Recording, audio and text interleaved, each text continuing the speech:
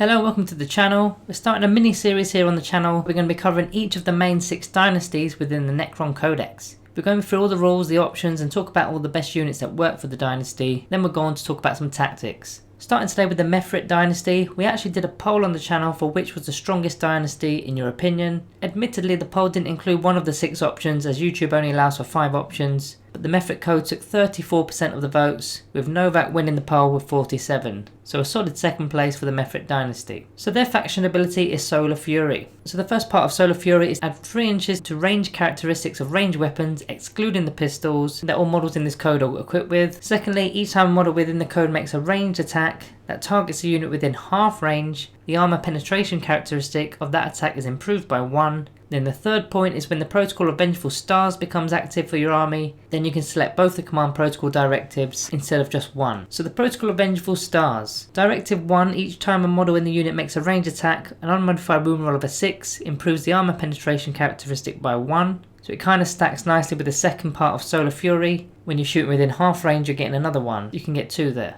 The second directive, each time a model in the unit makes a ranged attack that targets a unit within half range, that target does not receive the benefits of cover to its save and throw against the attack. So you could actually stack all 3 of those abilities together, Directive 1, Directive 2 and part of the Solar Fury, because if a unit was in cover, they would normally get a +1 to their armor save, so you're removing that one and then you're adding another 2, 1 in Solar Fury and 1 if you're within half range. So effectively it's like a -3. So the Dynasty takes both of these directives when that protocol comes into play within the battle round. This is a situational protocol that depends on a large number of factors. Now Directive 1 depends on how many hits you can get into that pool of dice to roll to wound. So buffs such as My Will Be Done or the Lord's Will can impact on how this plays out, because you want as many dice in that pool to be rolling 6s to wound to get that -1 AP. So for example, 20 Necron warriors that shoot with their flayers at rapid fire range that hit on 3s will average 27 hits, which then averages 4.56s. But if they were hitting on 2s with My Will Be Done, it's 33 hits, meaning that you're going to average 5.56s. I mean, it's not the biggest deal breaker ever, but it does start to add up unit to unit. Directive 2 requires that the attacking unit be positioned close enough to get into half range,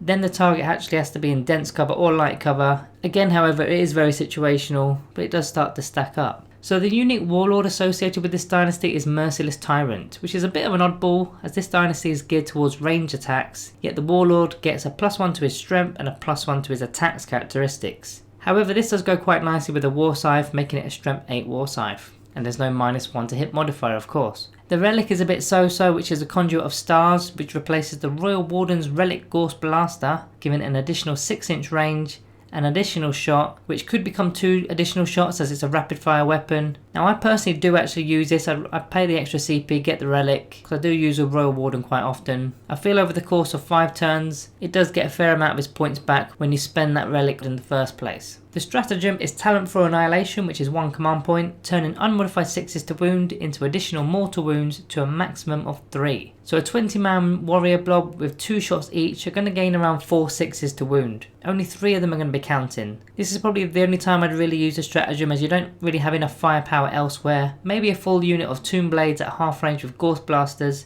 as they'll average 4 6s to wound.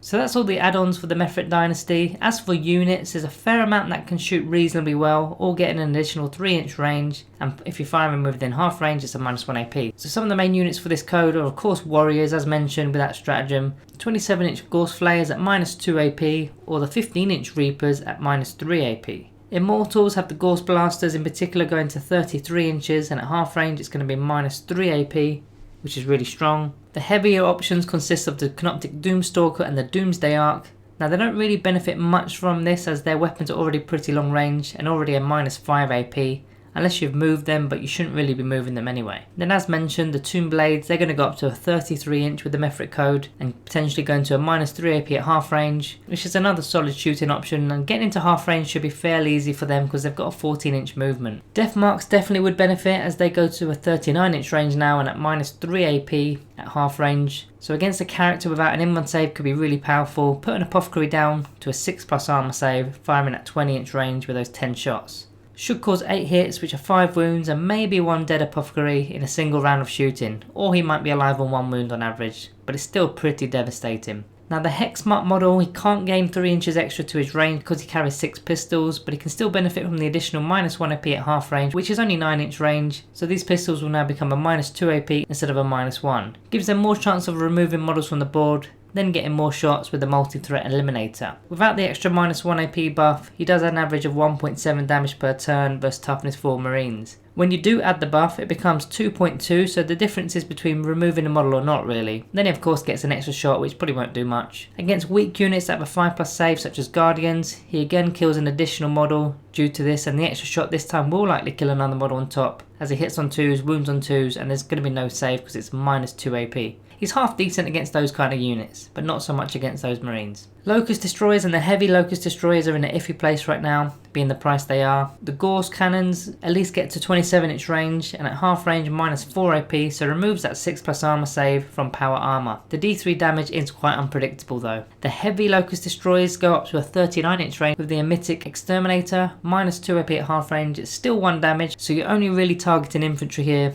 Or they've got the Gorse Destructor, again at 39 inches, but it's -5 AP. The -5 AP isn't really needed, as there's very few units in the game that have a 2+ armor save without having an actual inbund save. Finally, another unit that's not so meta at the moment, which is the Annihilation Barge, carries almost the same weapons as the Locust Destroyers, so they've got sort of the same issues really. The Tesla Cannon may be worth a look, as it's now a 33-inch range and -1 AP at half range, and 6s explode into 3 hits instead of 1, so on average you're going to hit about 3 times after all said and done, but again it's only 1 damage, so it's just junk in my opinion. So that's all the main shooter units. Of course there's small arms fire within a few other of the units, such as a Staff of Light on an Overlord, or perhaps the Ghost Darts with their Gorse weapons. There are also a few melee based units that can take weapons and extra war gear. Now it is worth discussing these, as they're likely to be within half range as they want to get into combat. So the first one being the Canopic Wraiths, with options of taking either the Particle Caster, making it a -1 AP, or the Transdimensional Beamer, making it a -4 AP. The other one being the Canopic Spider, which can take 2 particle beamers per model, making them a 21-inch range weapon and firing at half range with those Strength 5 weapons at a -1 AP.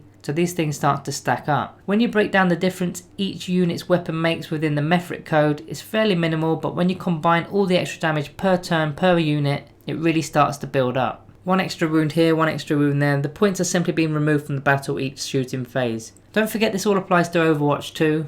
Now you do require 6s to hit an Overwatch, but that pairs quite nicely with Directive 1, which will improve the AP by 1 in the protocol of the Vengeful Stars. And shooting at half range is very possible as you're about to be charged. So what are the best units to take in this dynasty? I'm going to go through my top 3 units that I take for a Mephrit Dynasty army. Let me know your top 3 in the comments below if it's any different to mine. So it's not always straightforward, as it all depends on the rest of your list build, but warriors will make the absolute max use of this code hands down. Not only because they've got access to Strength 5 Reapers, but also it's 40 shots at Strength 5. The -2 AP is already pretty brutal, but going up to -3 AP and removing cover 2 is an easy winner. Immortals are great for a lot of things, but you're likely going to only take 5 men in an Immortal unit, so it's only 10 shots. Doesn't quite have the same edge as a 40 shot unit. You're less likely to be in half range with those, as they tend to stay back holding objectives, as they're toughness 5. So they're quite tanky on securing objectives, but warriors are your first choice here, without a shadow of a doubt. Tomb Blades are probably the second choice. As we mentioned, you can take 24 shots with Strength 5 -2 AP, but we didn't actually mention the other 2 weapon selections. Now you've got the Particle Beamer, which gives each model 6 shots each. So a max unit is going to have 36 shots. That should be within half range if you wanted them to be. You'll get 24 hits and use that Mephrit Stratagem for those 6s to cause 3 mortal wounds on top of the damage.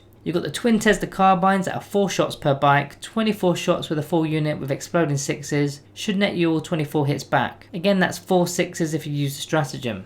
Now the third unit I'd select here is the Deathmarks. Killing characters can be mega effective. Imagine we lost our Royal Warden to Sniper Fire, or even an Overlord carrying a Resurrection Orb, and you've yet to pop the orb. They score roughly 4 wounds per turn, 5 if you're including it at half range. Even if the target had a 4+ inbund save, it'll mean it will take 2 turns instead of 1 to try and land 8 wounds on average. Just be careful, as a 10-man strong unit of Deathmarks will going to cost you 180 points. And if they only remove, say, a Primaris captain from the game and then die, then they're pretty much failed, because those captains are about 90 to 100 points after upgrading weapons as well. And if you've spent 180 points trying to remove that 100-point model, it's not been worth it. I mean, yes, you do break your opponent's synergy and tactics, and maybe even kill a Warlord if you've selected that secondary, but you're 80 points short of the mark there. It's vital that these guys clear a character and at least another unit, preferably 2 characters if they're able to snipe both. That's my top 3 Mephrit units. Moving away from the units, let's talk some tactics. So how do you go about building the Mephrit Dynasty list? You've got two options really. You either go completely gun heavy and hope to clear your opponent's models at range, or you throw in a few units that aren't completely built for this dynasty, such as scarabs for more of a defense or a screen for your gun line, or you can do the role with units such as the Canopic Wraiths and the Canopic Spiders and whatnot. So the first option being gun heavy, you want your long range weapons as you don't want to be anywhere near your opponent's models, especially if you don't want to be in combat. Now this wouldn't be my ideal method of playing Mephrit, as we don't really outgun ranged factions such as Marines or Guard or Tau or even Eldar, and other factions are quite melee based and will always have a method of getting into combat quicker than you think they will. For example, Tyrannic Gene Stealers, if they use the Kraken High Fleet, they've got a stratagem to double their movement, which includes the advance move, and these guys can advance and charge in the save movement phase. They already go 8 inches at normal speed, so it's not going to take them long to get to your Doomstalkers, is it? Then you've got Terminators that all have the Deep Strike ability. Then you've got factions such as Raven Guard with their Infiltrator stratagem.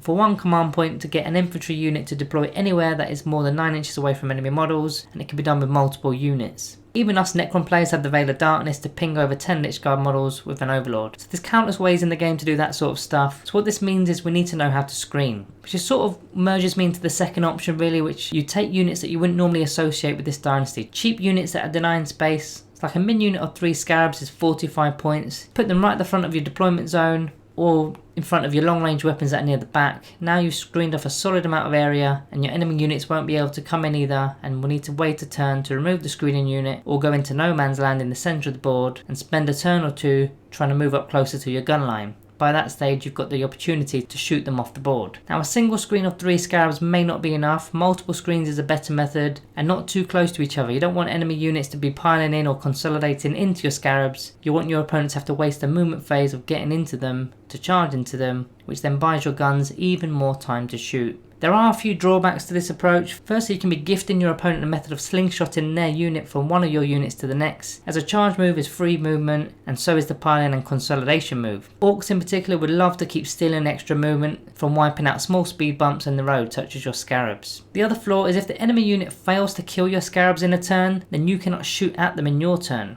and they're likely going to be killing off your Scarabs in your own turn. That leaves them with an entire consolidation move, a new movement phase in their turn, and of course they can charge. However, you can combat this fairly easily. Simply fall back out of combat with the Scarabs, force them to charge again and create as much of a speed bump as you possibly can. Also, falling back allows the rest of your army to shoot at that unit, and the closest enemy model should really be a priority now, because once you're in combat you're in trouble. Especially with those heavy support options that we've got with the blast ability attached to their ranged weapons. If they get caught out in combat, they're not going to be shooting them at all. That's why I prefer to take something that has a bit more of a bite as a screen, such as Canopic Wraiths and Spiders. They pack a punch and they're quite resilient. Like Wraiths have a 4+ in-run save and Spiders have 5 wounds apiece, and they can also bring Scarabs back at the same time, which are already a pretty good screening unit. Both units are pretty solid in combat too. I wouldn't go spending an arm and a leg on melee units in the Mephrit Dynasty, so leave your Lich Guard at home, that's too pricey. Also make max use of your HQ characters. I mean, we've barely touched upon the HQs in this video. Overlords carrying the Staff of Light, Royal Wardens carry the Relic Blaster, Chronomancers can give in-run saves to those Scarabs with a 5+ in-run save. That's going to be more of a wall than a speed bump. Tie up units with them, fall back, let rip with your warriors, rinse and repeat. Guys, if you've got any tactic combos to add to this video, put them in the comments below. The best comment there is going to get pinned to the top of the comment section. I really want this mini-series to help the Necron community here on the channel, whether it's learning new tricks or just teaching new tricks. We're all Necron players at the end of the day, and we're going to be running these kind of videos for all 6 of the dynasties, maybe even do a custom dynasty at the end as well. So if you like the video, smash a thumbs up guys, and sub if you are new. Get involved in the comments, don't be shy. Thank you all for watching, and I'll see you in the next one.